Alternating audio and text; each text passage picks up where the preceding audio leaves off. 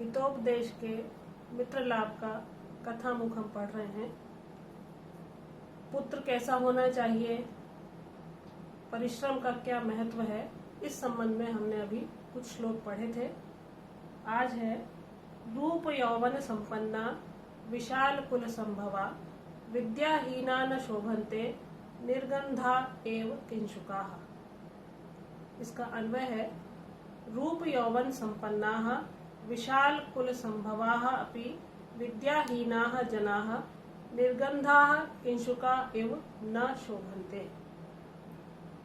रूप यौवन संपन्नाः, रूप यौवन से संपन्न, विशाल कुल संभवा, विशाल कुल में या महान कुल में, संभवा जन्म लेने वाले या उत्पन्न होने वाले, उच्च कुल में जन्म लेने वाले, विद्याहीनाः जनाः, विद्या से विहीन जो लोग हैं या जो मनुष्य हैं, निर्गंधाः किंशुकाः, बिना गंध वाले किंशुक के फूलों के समान, न शोभन्ते, शोभा नहीं देते हैं या वे शोभा को प्राप्त नहीं होते हैं। तो यहाँ बताया गया है कि रूप यौवन संभवा, चाहे कितने भी सौंदर्य वाले हों, यौवन से संपन्न हो और उच्च कुल में जन्म लेने वाले हों, विशाल कुल संभवा, उच्च कुल में जन्म लेने वाले जो मनुष्य हैं, यदि वो विद्याहीना, यदि वो विद्या से हीन है, अनपढ़ हैं या जिन्होंने विद्या प्राप्त नहीं की है, ऐसे मनुष्य वो क्या होते हैं, निर्गंधाः किंशुकाः। किंशुक का जो पुष्प होता है बहुत सुंदर लालिमा युक्त होता है, लेकिन वो क्या होता है, निर्गंधाः, उसमें किसी प्रकार की गंध नहीं होती है। तो सुगंध रहित होने पर भी किंशुक का फूल चाहे कितना ही सुंदर हो, शोभा नहीं देता है। उसी तरह से मनुष्य चाहे कितना भी सुंदर हो, कितने भी महान कुल में उसने जन्म लिया हो, चाहे वो युवा हो, फिर भी वो विद्याहीन यदि है तो वो किसी भी प्रकार की शोभा को प्राप्त नहीं करता है। तो यहाँ विद्या की महत्ता बताई गई है। उसके सामने न तो धन है, न सौंदर्य है, न युवावस्था है। यदि विद्या है तो सभी कुछ है, अन्यथा कुछ नहीं है। यहाँ व्याकरण है यौवनम, यूनः भावः इति यौवनम, और रूप यौवनम इसका समास विग्रह है रूपम च यौवनम च, रूप यौवनम। विद्याहीनः, विद्यया हीनः इति विद्याहीनः। निर्गंधाः, नास्ति गंधो येषान्ते निर्गंधाः। तो यहाँ हमने विद्या की महत्ता के बारे में पढ़ा है। इसके बाद अगला है काचः कांचन संसर्गात् धत्ते मार्कतिर्द्युतिः तथा सत्सन्निधानेन मूर्खो याति प्रवीणताम्।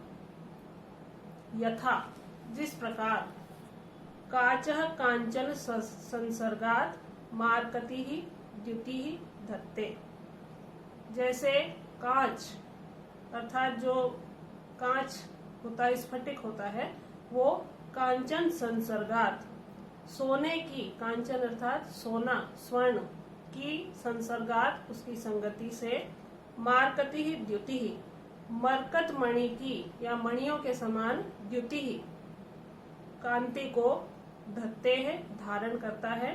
तथा उसी प्रकार मूर्खः, जो मूर्ख व्यक्ति है, सत्सन्निधानेन, अच्छे लोगों की सन्निधि से या अच्छे लोगों की संगति से, प्रवीणताम याति, निपुणता को प्राप्त होता है। तो जैसे कांच का टुकड़ा यदि सोने की धातु के साथ यदि रख दिया जाए तो वो मणि के समान कांति को धारण कर लेता है। कांच बहुत तुच्छ है और सोना बहुत मूल्यवान है, लेकिन कांच को यदि सोने के साथ रख दिया जाए तो वो भी कांति को धारण कर लेता है। वैसे ही मूर्ख व्यक्ति को यदि सज्जन पुरुष का संग मिल जाता है या उसको अच्छी संगति मिल जाती है तो वो भी प्रवीणता को, निपुणता को या कुशलता को प्राप्त कर लेता है। तो विद्वानों की संगति यदि करता है मूर्ख तो वो भी व्यवहार कुशल बन जाता है। तो यहाँ इस श्लोक में संगति की महिमा को प्रतिपादित करते हुए कहा गया है कि कांच का टुकड़ा बहुत तुच्छ होते हुए भी सोने के साथ मिलने पर बहुत महत्वपूर्ण हो जाता है। उस कांच का स्वयं का कोई मूल्य नहीं है, लेकिन सोने के साथ रहने पर वो भी कांति को धारण करके बहुत मूल्यवान बन जाता है। इसी तरह से मूर्ख व्यक्ति भी यदि सज्जनों के साथ रहता है तो वो व्यवहार कुशलता को प्राप्त कर लेता है। इसमें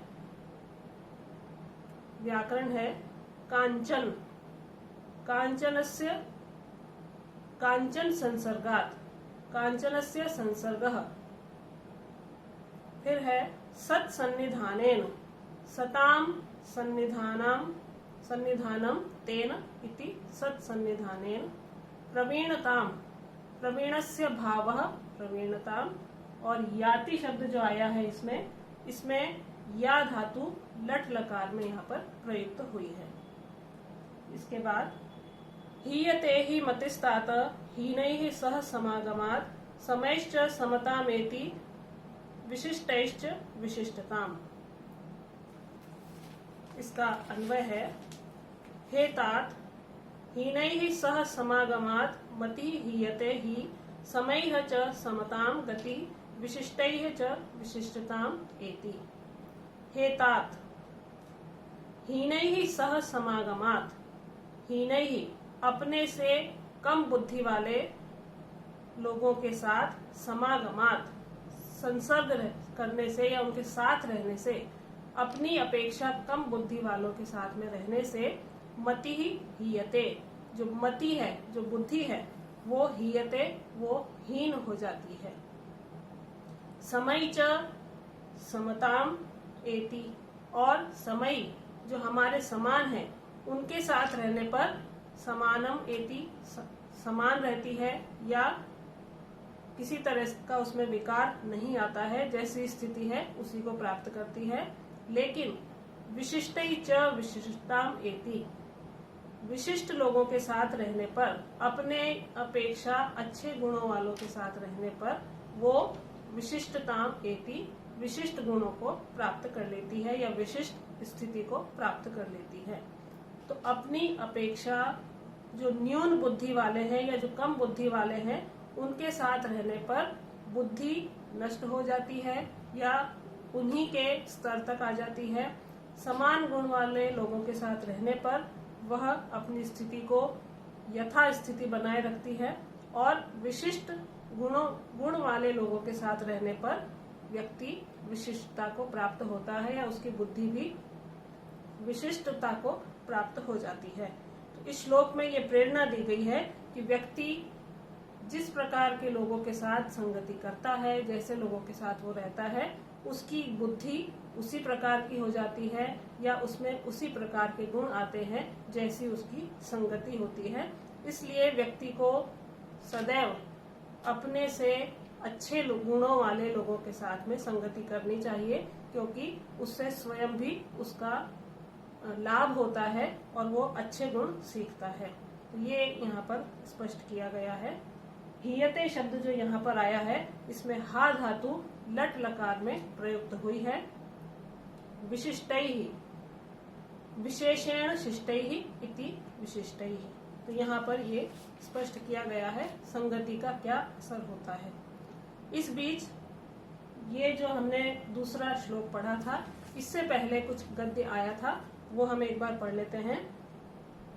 इससे पहले हमने ये पढ़ा था कि सुदर्शन नामक जो राजा है उसने कहीं दूर से दो श्लोकों को सुना था, दूर से उसको आवाज आई और उसमें ये सुना कि शास्त्र विद्या और शस्त्र विद्या उनके विषय में सुना था और विद्या के महत्व के बारे में सुना था।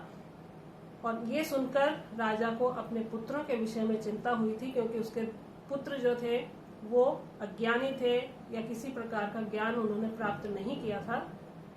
तो राजा को ये चिंता हुई कि मेरे बाद इस राज्य को कौन संभालेगा। और ये सुनते सुनते और बीच में हमने उसी से संबंधित श्लोक सुने हैं कि विद्या नहीं होने पर व्यक्ति की क्या स्थिति होती है। उसी से संबंधित अब यहाँ पर कुछ गद्य भाग है जो मैं पढ़ रही हूँ। एत्व चिंतयित्वा राजा पंडित सभाम कारितवान।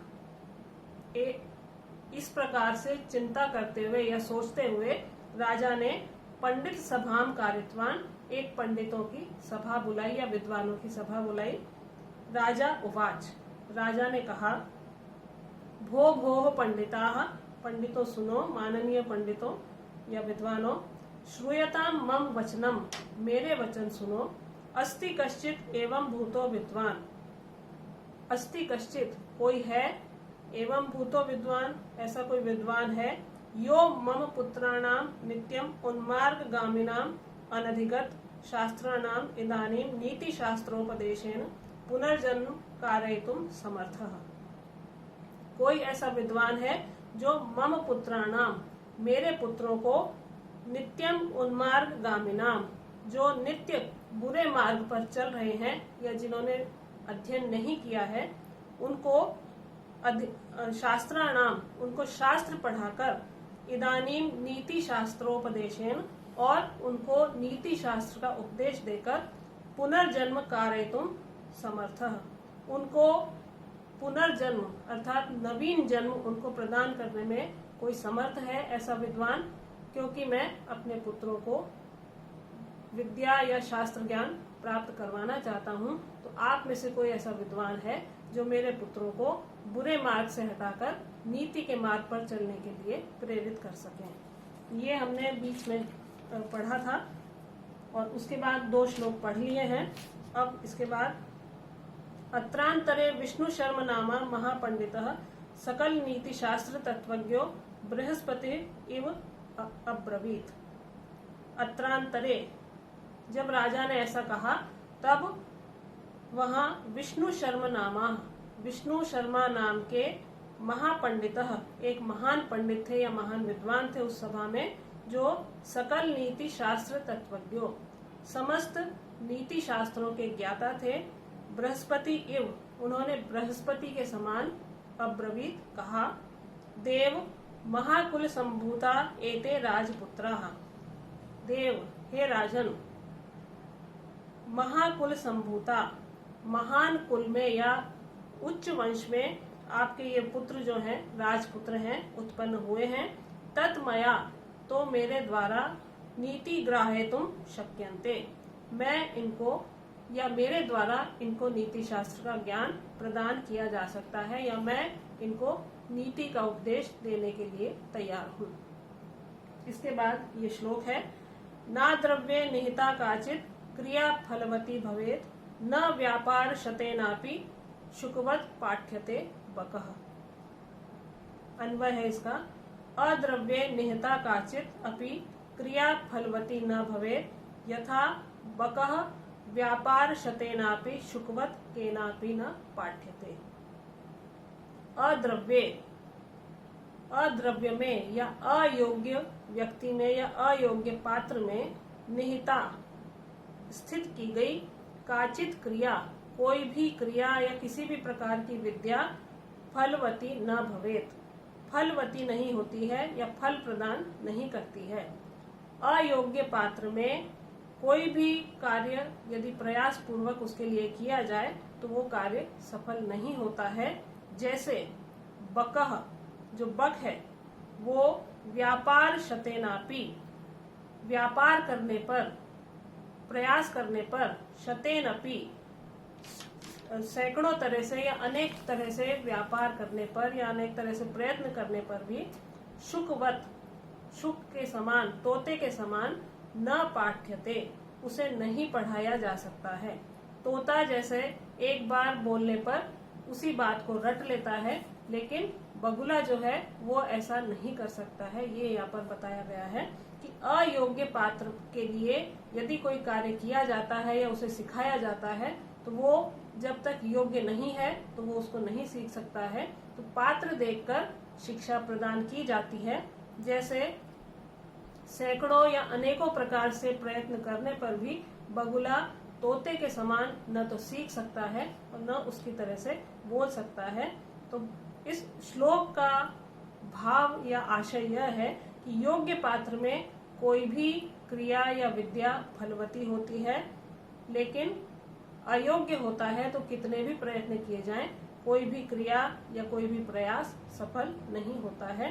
तो विष्णु शर्मा के कहने का तात्पर्य यह है कि आपके जो पुत्र हैं राजपुत्र हैं और वो सुपात्र हैं और मेरे द्वारा उनको शिक्षा प्रदान की जाएगी और मुझे विश्वास है कि मेरा प्रयास सफल होगा।